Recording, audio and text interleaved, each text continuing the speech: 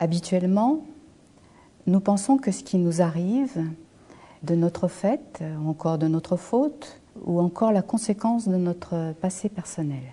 En réalité, la pratique des constellations familiales nous enseigne que bien souvent, ce qui nous arrive, par exemple lorsque nous faisons quelque chose que nous ne voudrions pas faire, ou encore lorsque nous faisons ce que nous ne voudrions pas faire, eh bien cela n'est pas simplement de notre propre fait et bien souvent lié à l'influence de certains membres de notre système familial, donc lié à l'influence d'autres personnes. Ce peut être des ancêtres qui sont décédés et que nous n'avons même pas connus. On appelle ces influences des intrications. Nous sommes intriqués avec un ou plusieurs membres de notre système familial.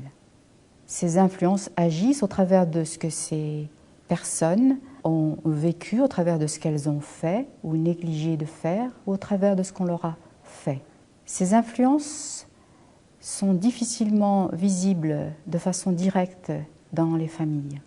Et pourtant, elles peuvent être l'une des causes de maladies graves comme le cancer, ou encore de troubles psychologiques comme la dépression, ou encore d'accidents ou d'échecs répétés, ou de difficultés récurrentes, qu'elles soient professionnelles ou relationnelles.